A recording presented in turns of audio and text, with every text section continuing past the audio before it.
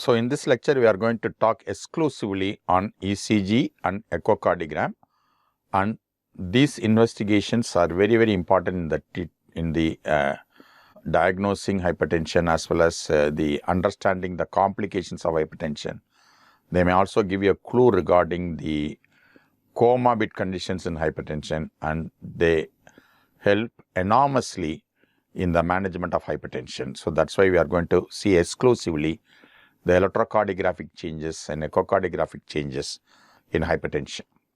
So before we go into the details, that we must understand these two important investigations in cardiology gave two different informations.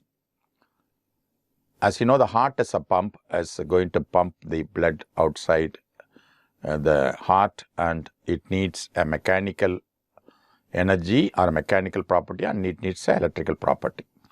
So ECG tells you about electrical properties of the heart.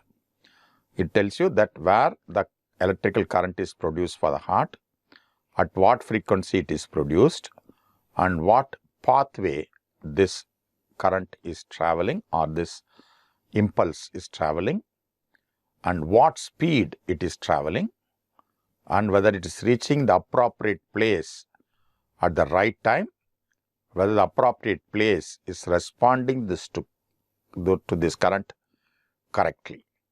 So these are the information you get from electrocardiogram, electrical properties of the heart. Whereas echocardiogram gives you the mechanical properties of the heart.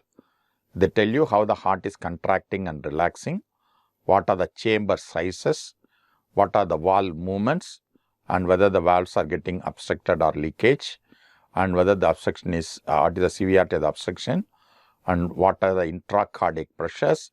So all these informations are got from echocardiogram. So they give you mechanical properties of the heart.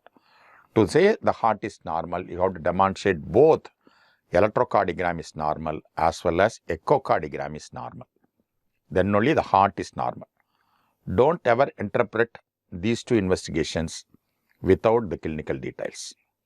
First, we are going to see the ECG in hypertension. So what are the important things you can identify from the ECG itself, which will give you a clinical clue to diagnose secondary causes or the target or the hypertension mediated organ disease, the electrolyte abnormalities, and so on. So many patients with hypertension on chronic treatment may not have an ECG.